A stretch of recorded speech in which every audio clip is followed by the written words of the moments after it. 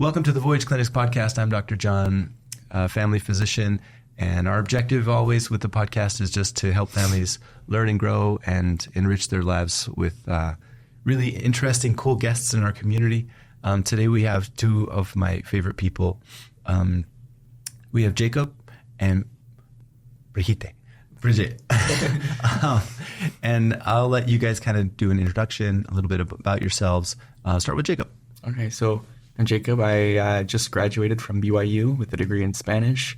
I spent a lot of my time learning Spanish, focused on in medical interpretation. So I did some practicing. I even TA'd for Profesora Morales in class for the Spanish medical interpretation. So I've kind of focused on that. And now I'm applying to med school and seeing where that'll go.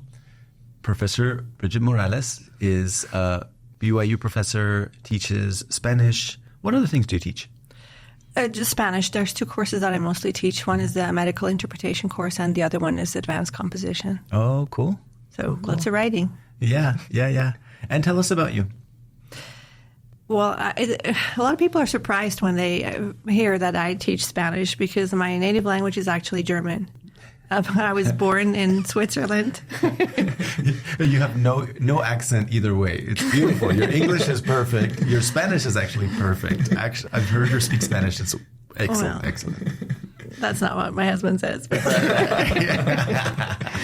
it's all right. So I communicate okay. But my dad had a job in the Netherlands after I was born. Well, before I was born, and so I was raised in the Netherlands for the first 11 years of my life.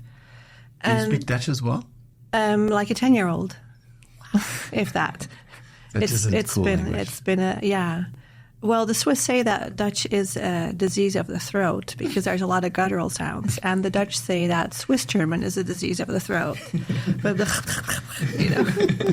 all those sounds. So go figure. But yeah, so then we moved back to Switzerland, and as you may know, Switzerland has 4 national languages, and so German was, we spoke German at home, so I was fluent. I am fluent in German, and then I had to learn some French because you need to learn at least one of the other national languages, and then there's opportunities to learn English, Italian, obviously, and Spanish as well.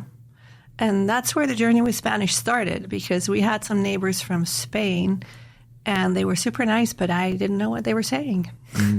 So I started to take some classes so I could talk to them. And I'd go visit, and she'd teach me how to cook conejo con ajo. Conejo con ajo.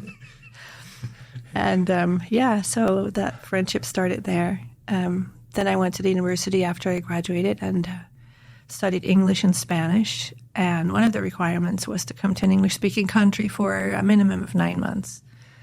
And so I came here. I came to Utah and went to BYU.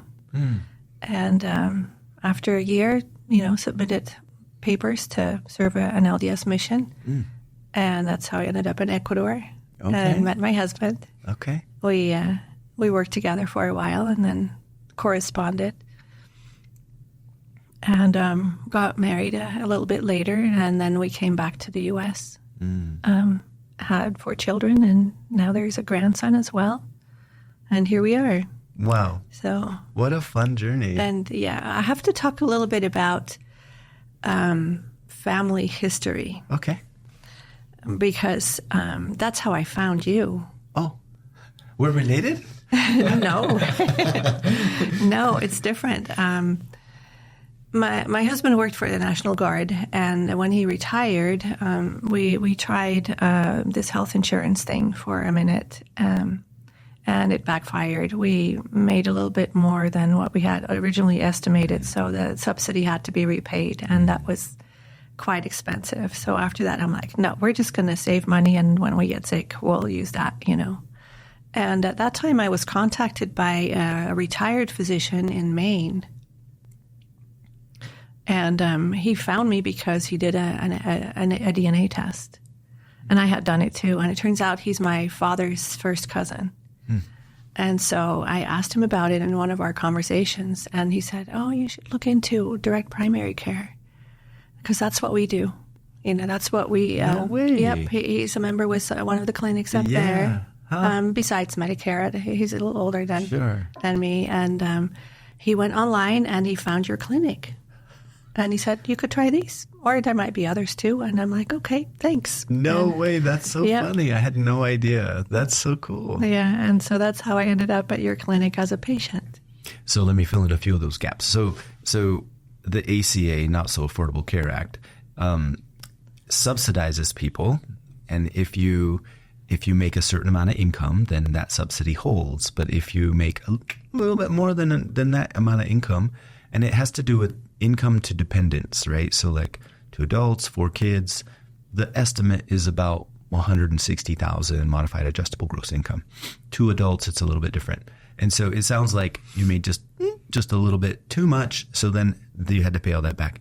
Insurance costs $1,800 to $2,700 a month. It's really, really expensive.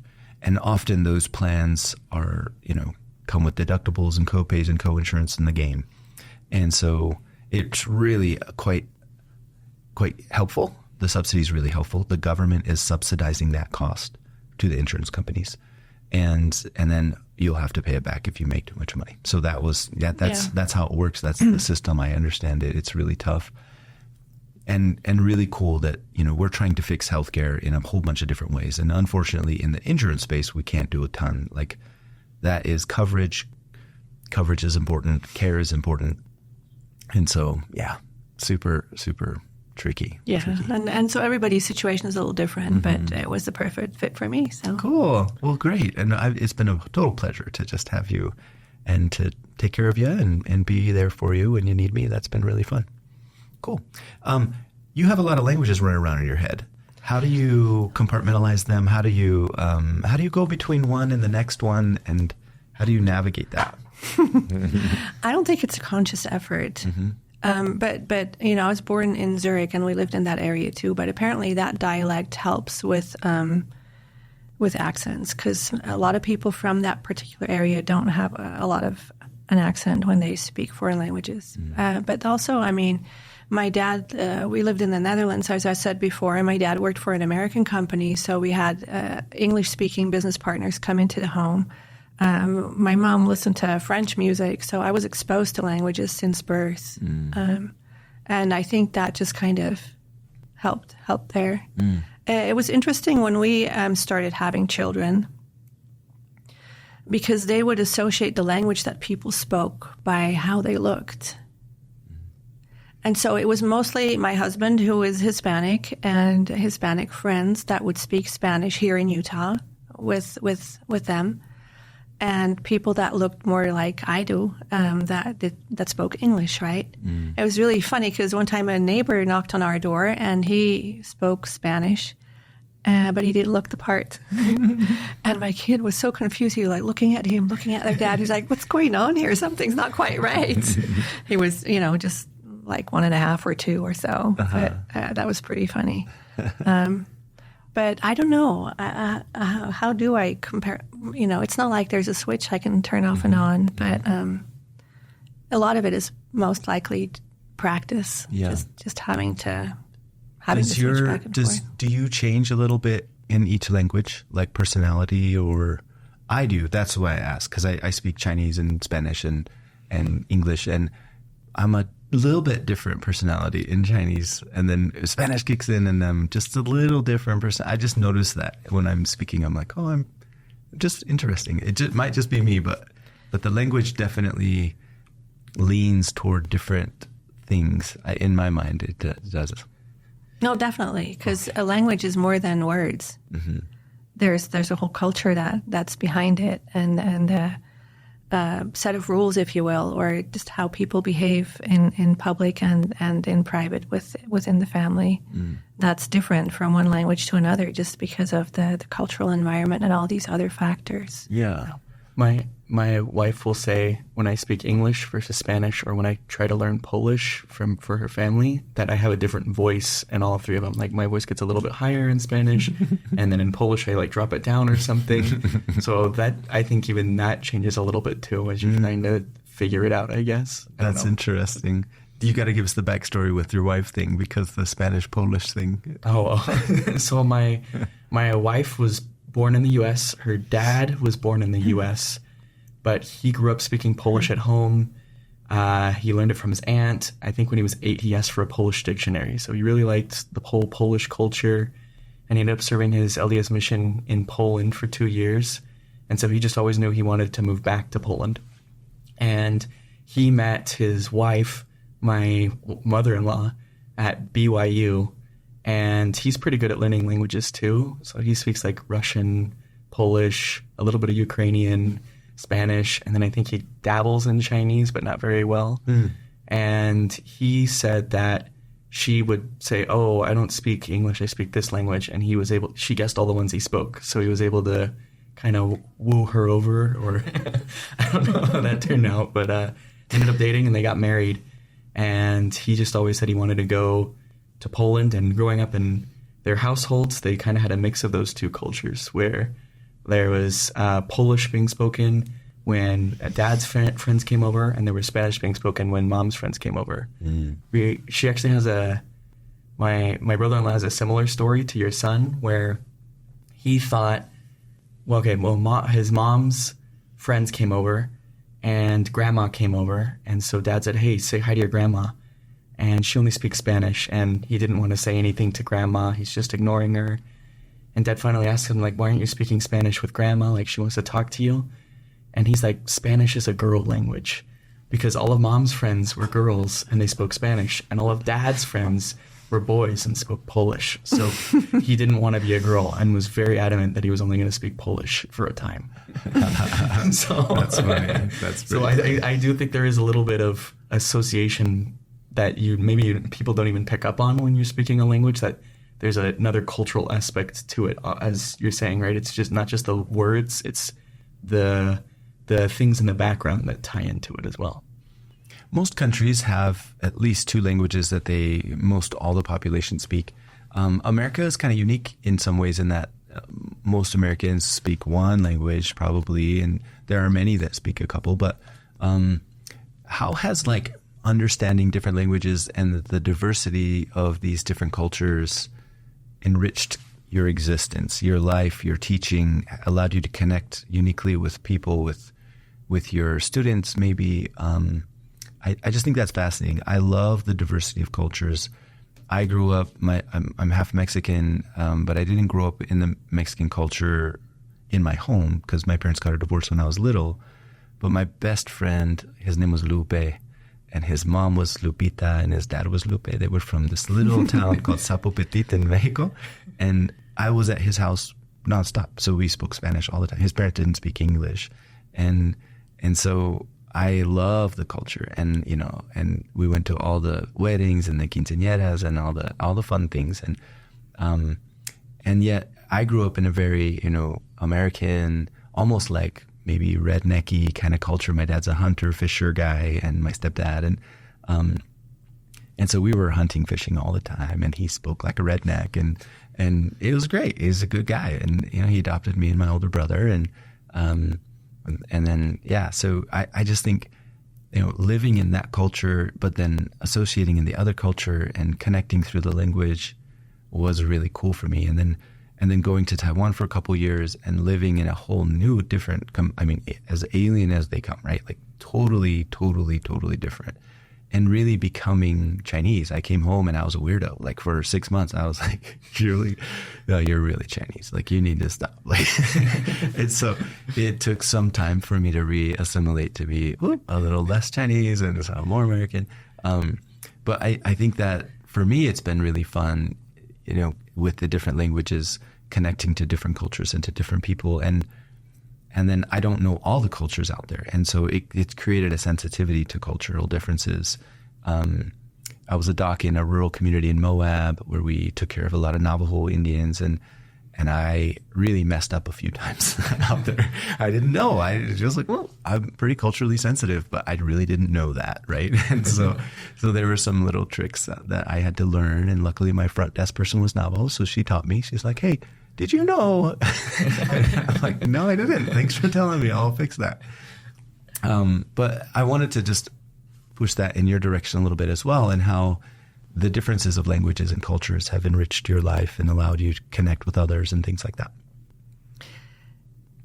That's something that we discuss in class quite often, because there's two sides to each argument, but this particular argument is whether U.S. schools need to be teaching a foreign language.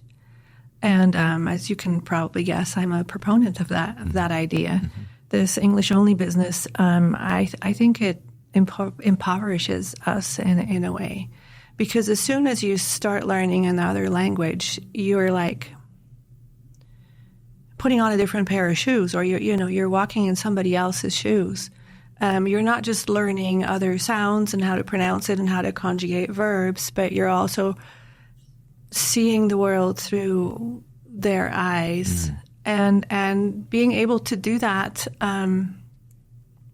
opens a whole new horizon. It makes you more tolerant of the differences even within the same culture, because you're like, well, maybe they just haven't been exposed to this, or maybe they had some childhood trauma or something like that. You're more likely to think of what could have made people different and to accept them with those differences.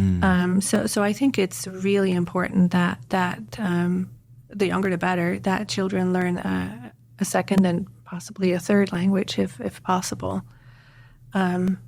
Just because it opens your eyes, and because a lot of the prejudices and the polarity and the differences between people are based on fear of the unknown, because we don't know how other people think, or how they cook their chicken, or anything really, whatever it is. There's all these differences, and if you don't know about something, this ignorance can lead to fear of the otherness of people around you, and that's when we become so polarized and opposite each other, and that's just not a good thing, as we can see nowadays. I love that you brought that up. There are definite forces at work in our communities that are creating polarization, creating rifts between people, and pushing them away from each other, and creating hatred, and creating bias, and creating prejudices. And I think, in my podcast I did a little while ago, we talked about friendship, and we talked about connections, and we talked about longevity and community, and how those places that have the most centenarians, the people that live to be over 100, like really long, old, aged people, they have really great senses of community. And if learning multiple languages makes us better connectors, because we can be more open and enriched and able to see things differently and perceive things differently and understand things differently. Like, I understand nuances of the Chinese culture that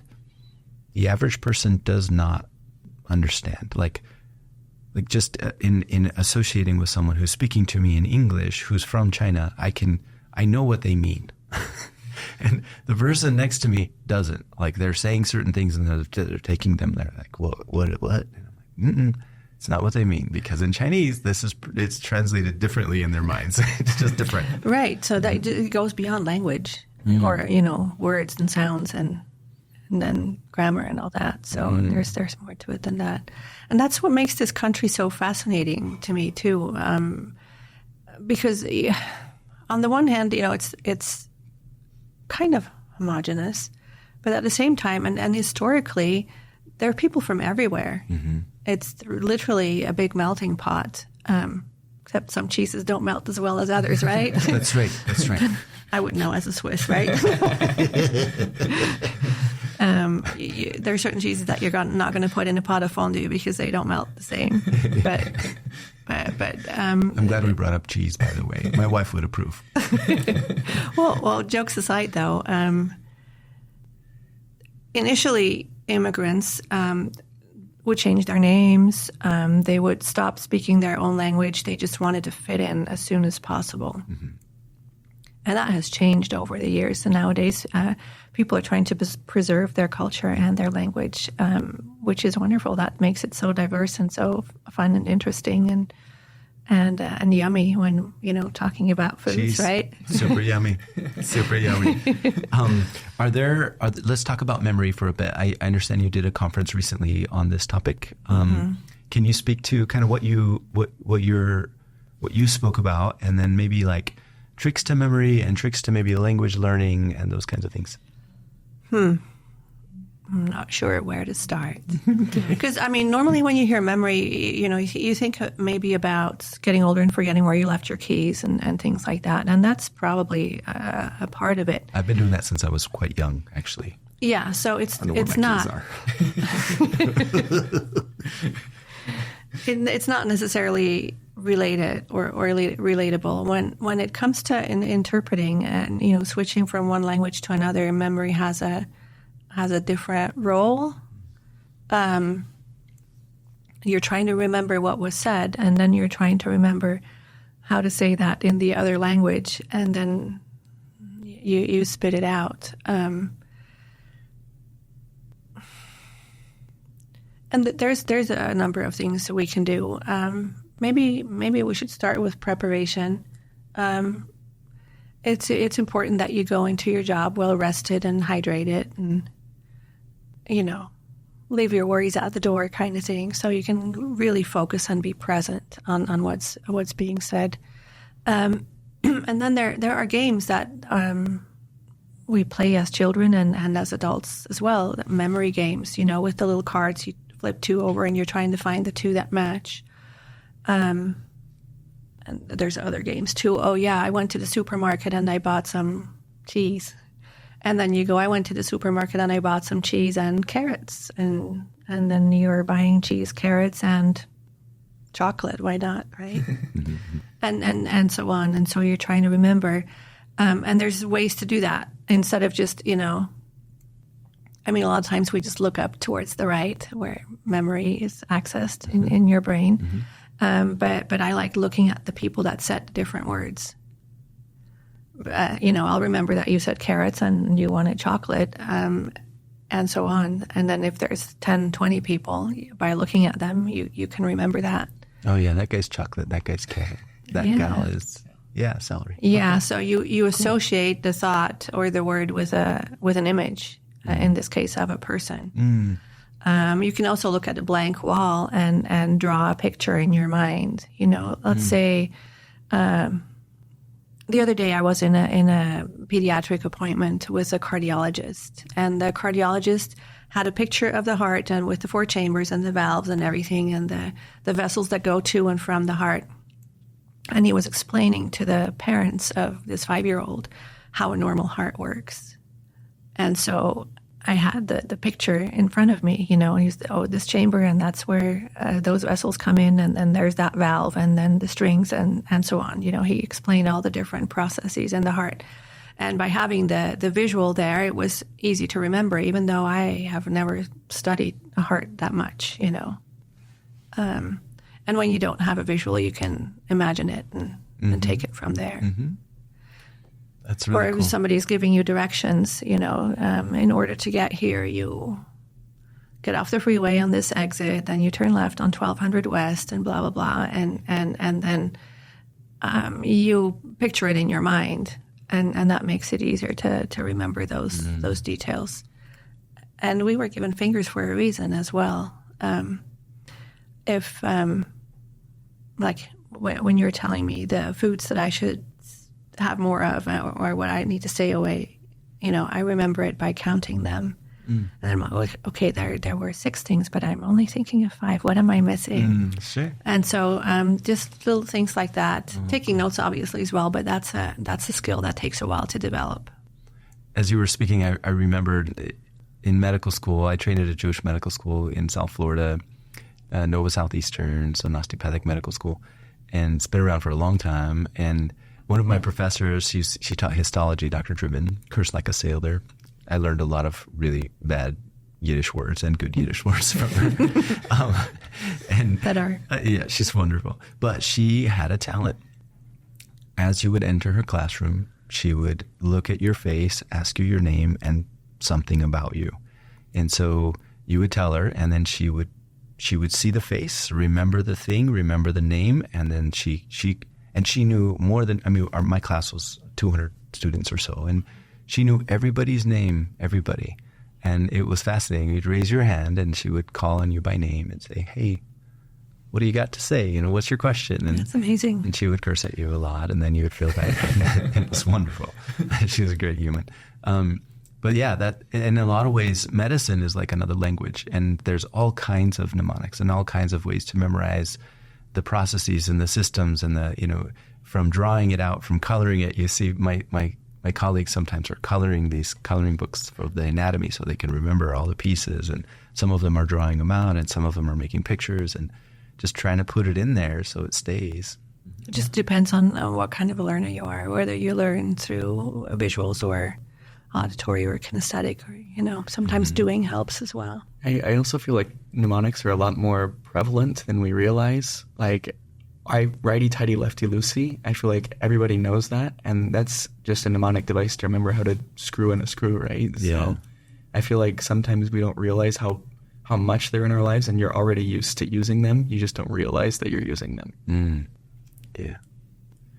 Are there tricks to learning languages that you would give somebody? I still kind of stink at conjugating, because Chinese, I learned a lot of Chinese, and in Chinese there's no conjugating. And so Get that Chinese just ruined, Jake. It ruined me. It ate a bunch of my conjugations, and I was like, I don't know how to do that anymore, because in Chinese it's just straightforward. I learned most of my languages just from exposure. Classroom helps, but let's take English, for example. I learned English in the classroom, besides what my dad would discuss with his business partners. But, I was too young to catch on the market price of frozen chicken and whatever else it was. So in a classroom, it was a lot of memorization.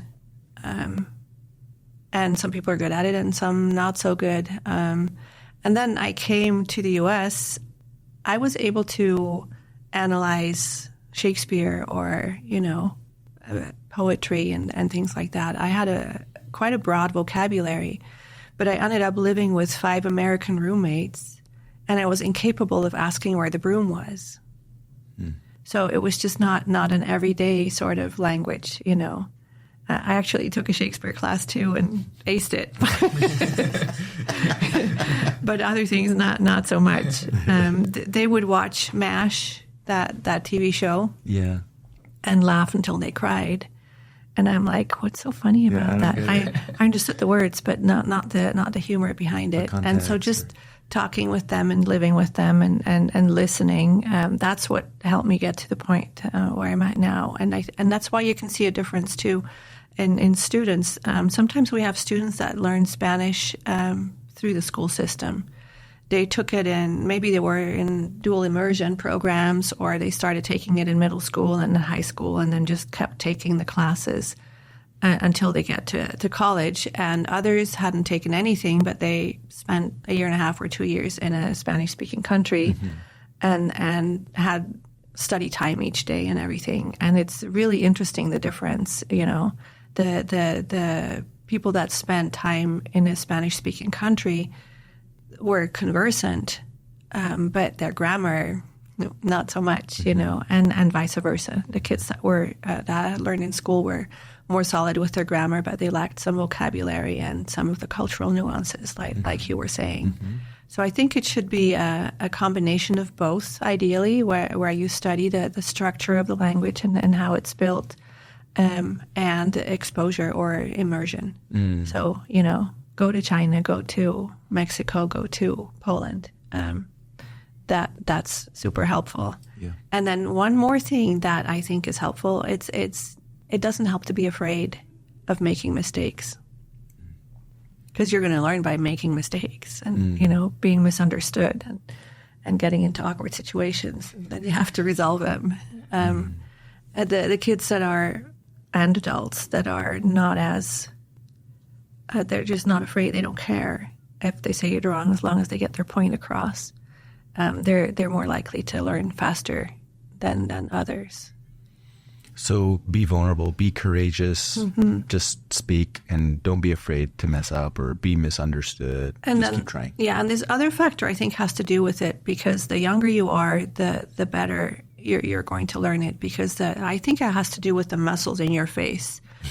No, seriously, they're not set in their ways yet. And so if you start learning a language when you're really young, you're less likely to have an accent. But when you're an adult and you've spoken one language all of your life, and then you try to make these different sounds with those same muscles, they're just going to be tight in some places, and it's not going to work just as well. Yeah. And so you end up with a little bit of an accent, and kids are not as afraid as adults of making a fool of themselves either. That's neat. I bet that's true. Kind of goes hand in hand. I bet that's true. When I speak a lot of Chinese, my mouth hurts.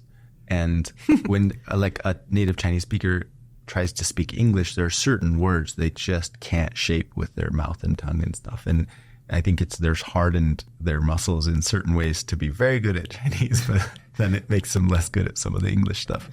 That's fascinating. Yeah. And then the last hurdle, though, you know, sometimes you have students and they're like Jacob. He doesn't have much of an accent. His Spanish is excellent, but when it comes to colloquial expressions, that's when you can tell that it's not a native speaker. Yeah. Besides your handsome Nordic looks. Handsome Nordic looks. Gringo is gringo. That's amazing. I like your comment better than mine. Let's talk a little bit. Speaking of that, let's talk a little bit about bias. I heard a couple of stories about some biases that were happening. Like one of your kids thinking like brown people speak Spanish, white people don't, and then Jacobo saying like only girls speak Spanish. I'm like, so we all have funny little biases that we pick up as we're on our journey of life, and I think what we talked about was like the learning of other languages and understanding of other cultures, how it helps melt down some of those biases and helps us to be more open and more connectable and to connect well with others and have better community and all that. But let's speak about bias for a minute. Can we just talk to that, like, and maybe more in the medical space a little bit, but also in life. Obviously, there's a lot of bias in things that we see. We see Facebook posts, we see all these posts on Instagram, and these. I mean, just people are polarized, and they can be so biased and so like rageful and be hateful sometimes. And so, how do we like recognize bias? How do we at least have a way of looking at that such that we can be a little bit more mentally neuroplastic? Like, can we bend our mind a little bit around the way that this person thinks or the way that person thinks, and be okay with it, at least accepting, or not? You don't have to like I don't know, like tolerate but don't hate, right? I don't know. So how would you define bias? I personally think bias has to do with any subconscious associations you make. Like there's that Harvard test where they'll tell you if you're biased or not one way or another, and what they'll do is they'll show you a word that's like smart, dumb, quick, slow, and they'll put up a picture of someone as they put that word up, and you're supposed to put if the picture matches the word or if it doesn't, based on the parameters they'll do. So we'll just say they'll hold up the color blue and they'll show smart, and they're supposed to say for every positive word, associate blue with that word. And you click on it, and then every one that is red and has a negative word, you're supposed to click on the other button. And what ends up happening is as the course of the test progresses, they'll switch which words get associated with which colors, and the words that you are more likely to associate with that object, you click on faster. And the words that take more time are words that you are biased against. So for example, if I hated the color red, then it would take more time for me to associate smart with red. And it would be faster for me to say blue is smart. And so I think a lot of bias is you not necessarily realizing it, but you have some kind of subconscious connection that came into your mind. And it could just be that's how you learned it in culture, or that's just your exposure to it, but you've had some kind of connection there that you didn't realize about. Yeah, I think it's usually based on your past experience and on your life experience. If you had a negative experience with, I don't know, people that are not very educated or don't know how to read or something, then you're going to have a bias against that. Or whatever the case may be. The red and blue is a very neutral example. Thank you for that. But it's a really interesting, and I don't know, maybe you want to share the link in the description. There are those tests for race, gender, age, sexual orientation, anything that you can think of, and you may think that, oh no, I'm not biased, I'm not, I don't know, racist or this or that. And then you do the test and you realize, well, maybe I am. Yeah. It's not as clear cut as you think, because like Jacob said, a lot of it is subconscious. Yep. I grew up in a mining town in Nevada. Again, hanging out at my buddy Lupe's house a lot. And I thought, all brown, Hispanic, Spanish-speaking people liked hot sauce and jalapenos and carne asada and all these things. And so I went to med school in South Florida, and I have colleagues in medical school who are from Venezuela, from Puerto Rico, from Colombia, from Cuba, and they're like, no, don't give me any hot sauce with this food. Like, what are you talking about? We don't even eat spicy. Like, what? And it was just interesting, because I'm like, I speak to them in Spanish, and I'm like, oh, you guys like hot sauce, yeah? We just generalize. Totally, totally. So that was a funny little bias. I had to I guess I get to rework that equation. So yeah, I think we all have them. And so I guess maybe we could speak to the medical interpretation space.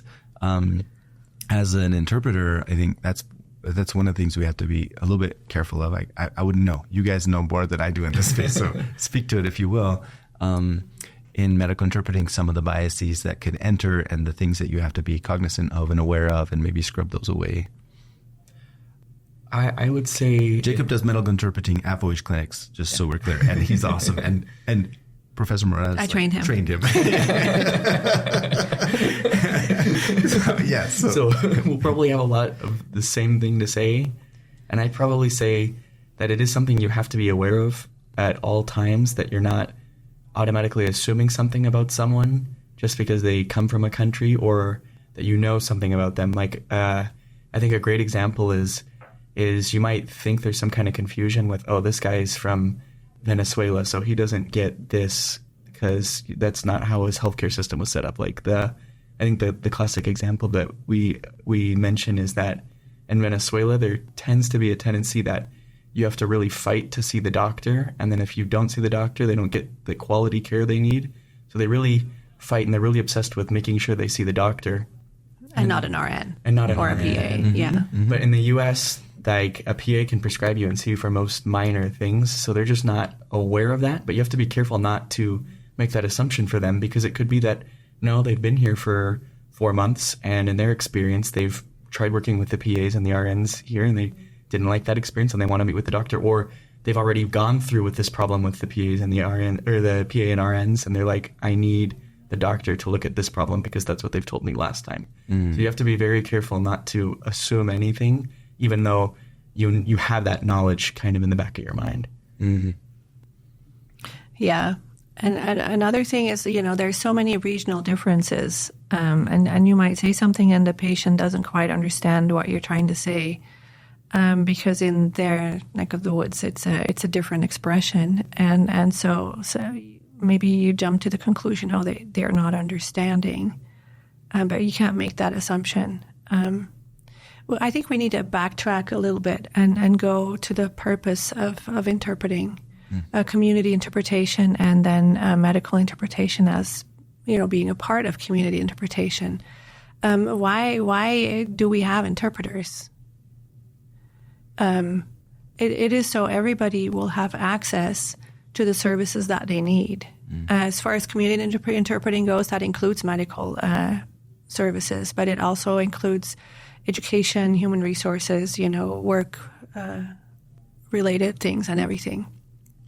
And then for in the medical field, everybody needs to have access to the medical care that they need, and as such, they need to have communicative autonomy, which means they have all the information, they understand what's going on, they have all the information they need to make an informed decision. And so if that's our goal, then it kind of defines the role of the interpreter. We're a conduit. We're a voice. We're just helping establish that autonomy for the client or patient or consumer.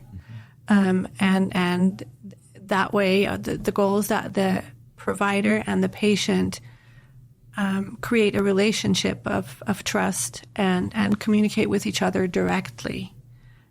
And the interpreter is just there as a voice. We're not really interfering or saying, like we can't say to the doctor, I don't think the patient understood that. Can you explain that in more simple terms? And then turn to the patient and say, I'm just clarifying this with the doctor. And that's not being transparent. We're taking away some of that autonomy. Mm-hmm. And that's not respectful. No matter who they are or how educated they are, or it doesn't matter. They need to be able to build rapport and build that relationship with their provider, so they can trust what's going to happen with their medical care, with their body, if they need surgery or not. There's a lot of things that they need to know in order to make that choice, and that's why it's so important to have trained interpreters. Oftentimes, you see people coming in with their adolescent children, or even younger than that. They pull them out of school, but these kids don't know a kidney from a liver. They really don't know. Plus, they're not going to be unbiased or impartial because this is their mom or their grandma they're talking about. So we can't expect a minor to relay information about a life or death situation or things that are just delicate. First of all, it's an emotional burden for them. And second of all, or maybe it's the other way around, I'm not sure, the information might not get relayed completely. They might skip a part either because they don't know the word or they're not supposed to give bad news to somebody their senior. In different cultures, that's the case. So it's important to have a professional there that knows both languages and has some of the cultural awareness to deal with those situations as well. Salud. Thank you. Salud. But in spite of that, even a trained interpreter still has biases because we're human beings. Sure. And so I think that the main thing is to become aware of those. Mm. And these tests that Jacob mentioned are a good way to realize, oh, wow, I need to work on that. Mm. And then remember the things that we learn in training so we can fulfill the ethical principles, the professional principles that are established. Mm. That's really cool. Jacob?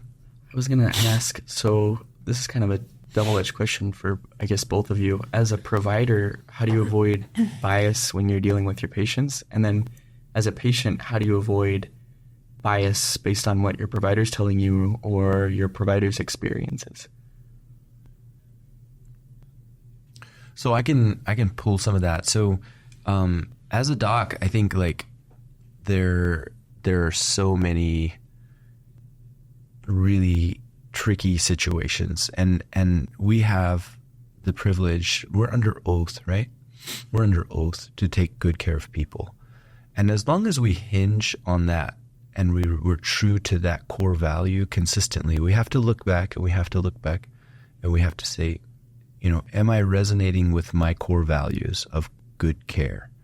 I think the system is fraught with a lot of burnout and a lot of jaded doctors and nurses, and we work really hard, and we're fraught with a lot of administrative bureaucratic burdens, and it becomes really difficult to stay true to our core values.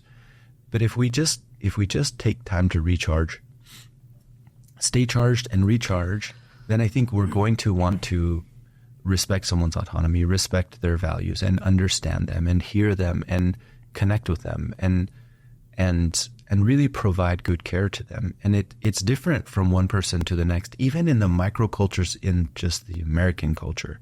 Like there are baby cultures there. There's this is the Southern Idaho culture, and this is the Northern Utah culture, and this is more of a Southern Utah culture thing. And there's a East Coast culture, and there's a New York culture, and in Florida it was wonderful because I got exposed to so many wonderful, beautiful microcultures of America and other countries from the diversity of cultures there. That I think that we have to just continually be cognizant of hearing and being understood and listening. And even if we're speaking in English with someone who speaks excellent English, there's still nuance to the potential of having bias there. And so we have to scrub that clean and just scrub it away from your brain and just listen with compassion and kindness and love. And then I think our ears will be cleansed of as much bias as possible. It's impossible to get rid of bias completely. There's no way. But can we at least maintain a degree of respecting their autonomy and their understanding and saying, I don't know everything, and I don't know all of the cultural things that this person is experiencing and sharing with me.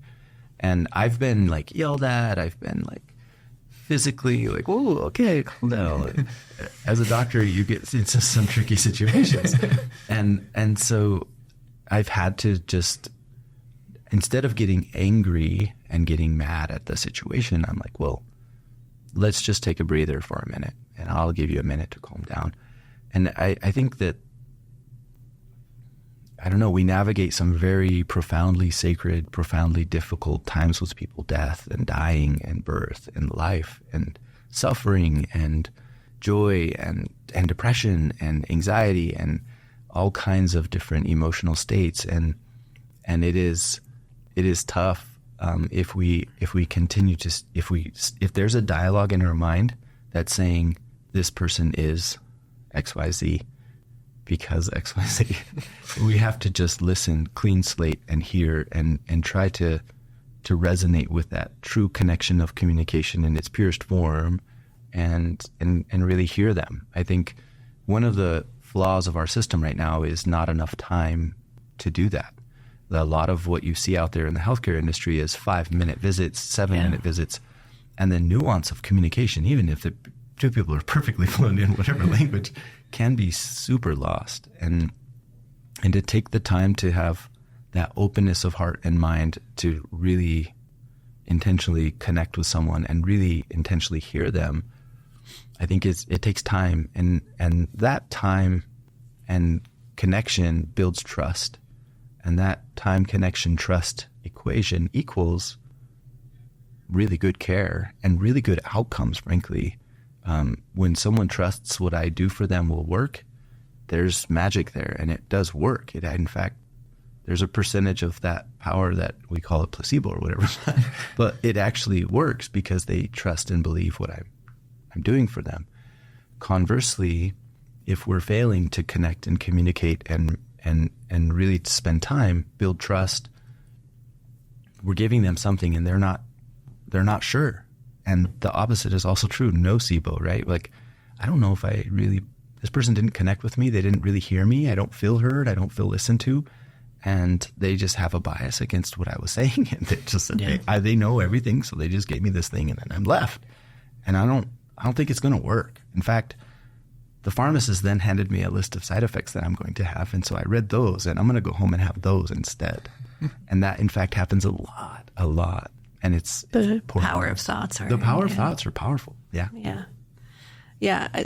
On the patient side, it's really similar. And yeah, a couple of thoughts are going through my mind here. As an interpreter, in our case, Spanish, we've been exposed to different cultures. I mean, I've lived in Ecuador. I have never lived in Mexico, but I have a lot of friends from other countries and things like that.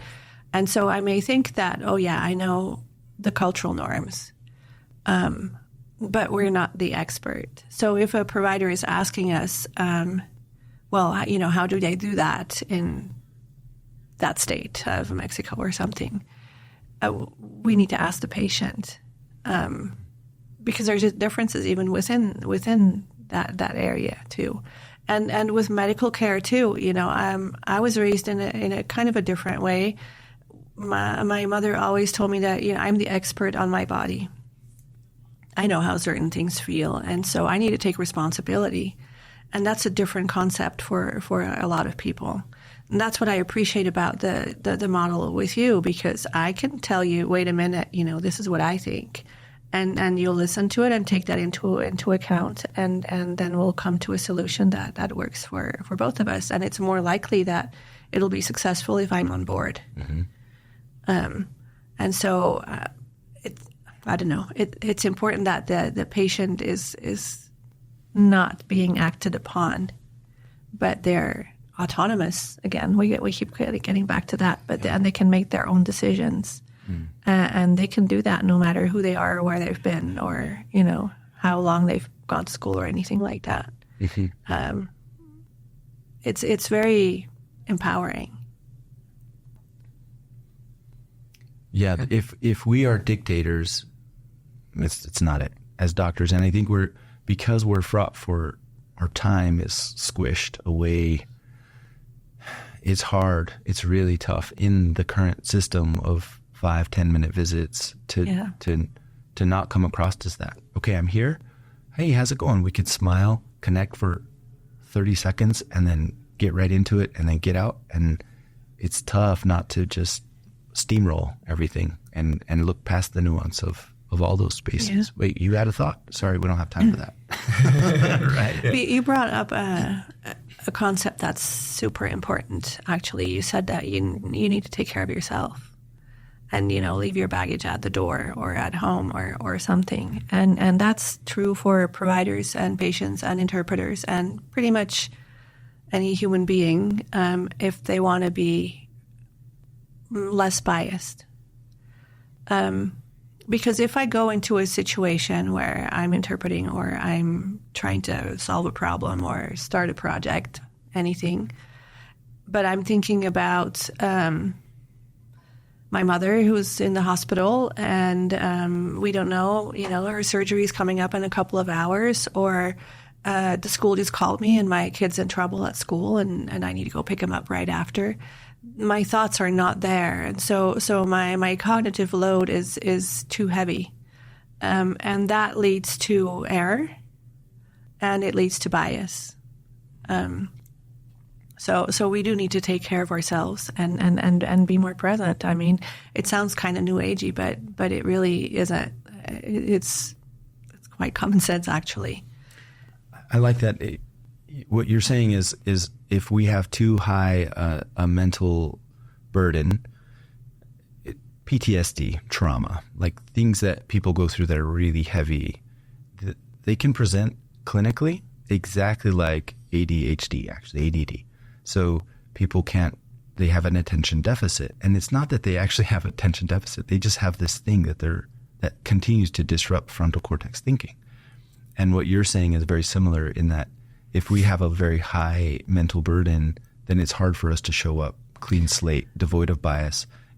We're going back to patterns that are lowest common denominator, which happen to be quite biasy.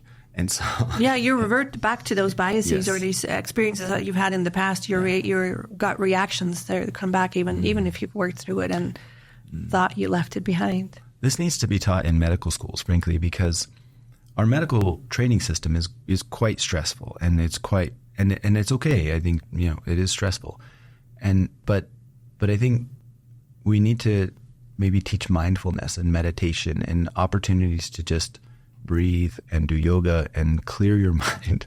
It sounds kind of get enough sleep. It sounds new agey and get enough sleep.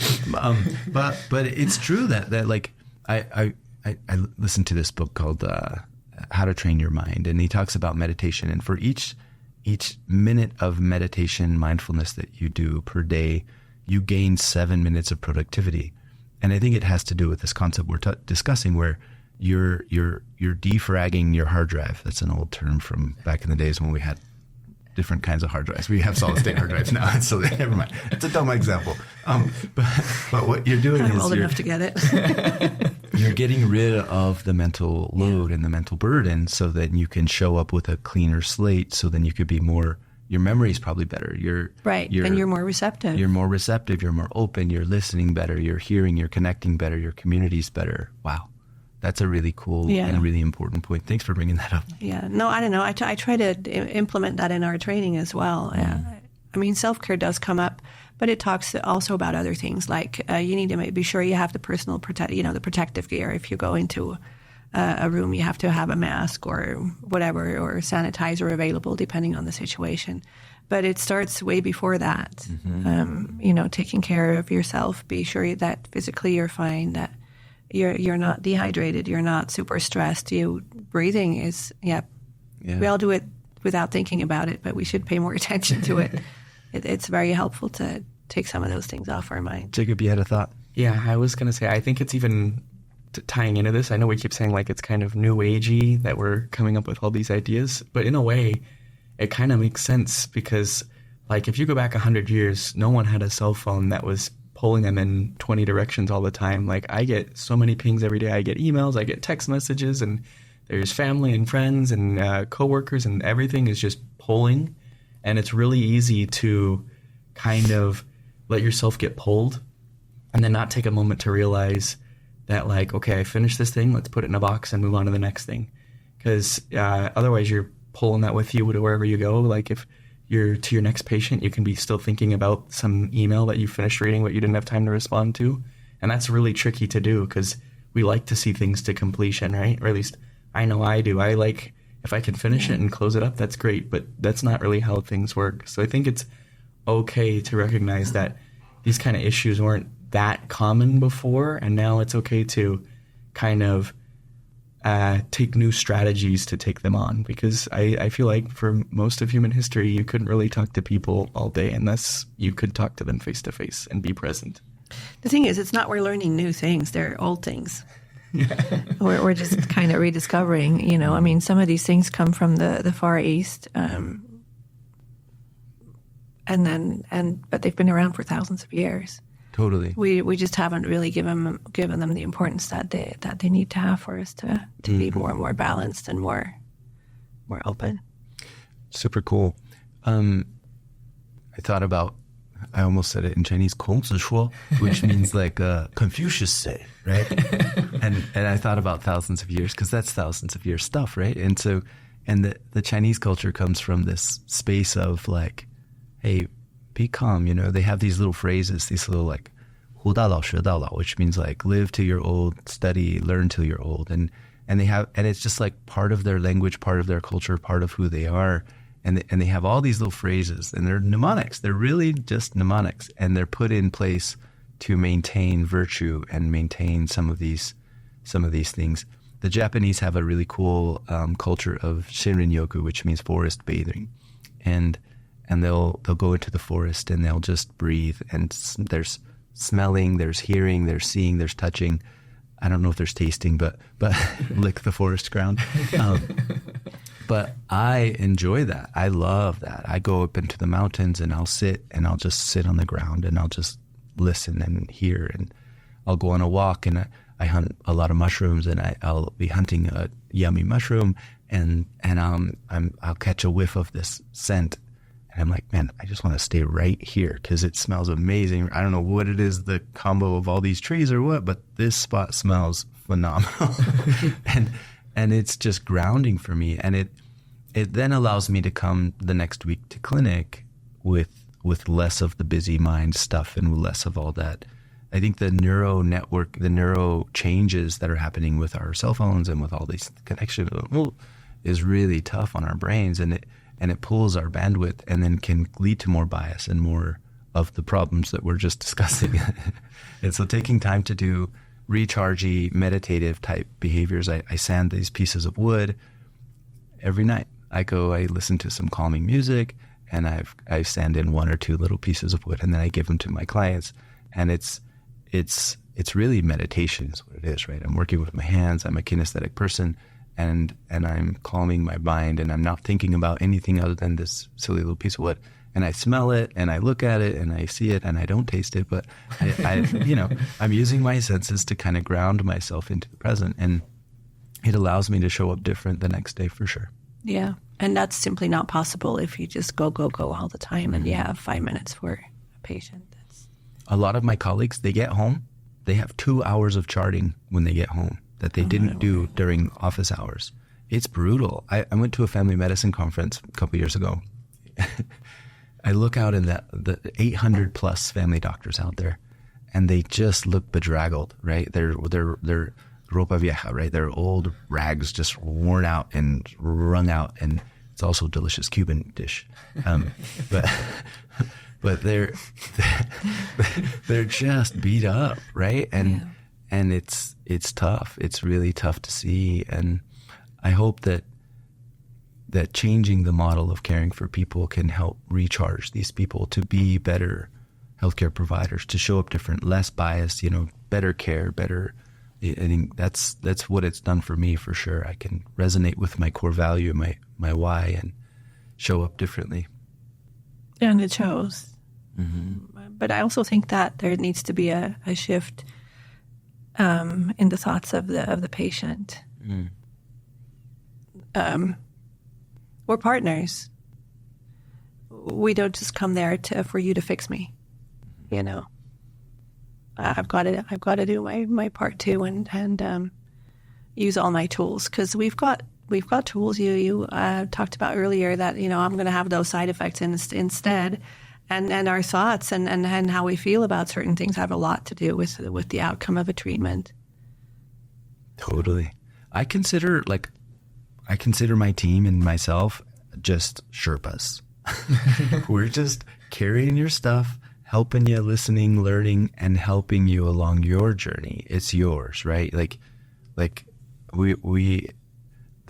I don't take ownership of my patients and what their choices are and all that stuff. We talk, we listen, and make some consultations, make some advice. And you said it, take ownership. Let them take ownership of those decisions and give them some little pearls of wisdom. Yeah. Really cool.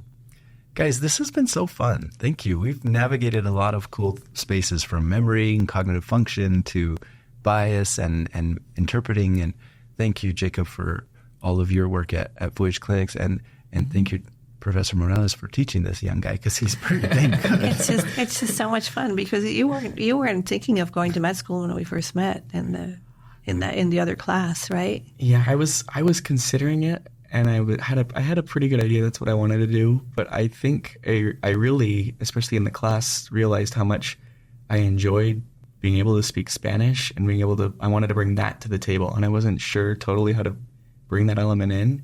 And having the interpreting class really helped too, as I realized there's multiple ways I can implement that, other than just I guess I'll have to learn how to say this in med school and practice in med school this way. But I learned there's more tools at my disposal. Yeah. We failed to explain that. So Jacob, we mentor kids through pre-med and on to med school all the time. And Jacob is among those who are pre-med, working at the clinic and applying for med school this next year. So I didn't mention that, but yeah, that's really cool. Yeah. Excited for your future. It'll be fun. Yeah, I'm excited too. We'll have to see what happens in the next year, because we're in the middle of application, so we'll see.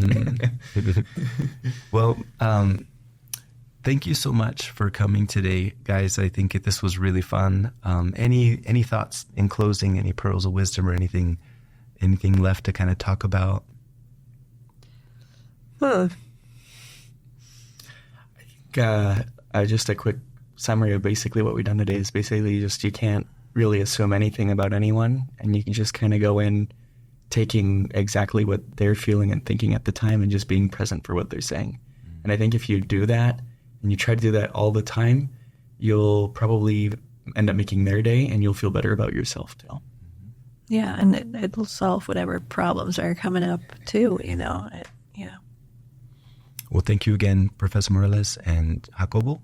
We call him Jacobo, Jacob. Thank you. I hope you guys learned some cool stuff from our podcast today. Like and subscribe. And thanks again. Thanks for our guests today. Thank you. Thank you. Thanks for having me.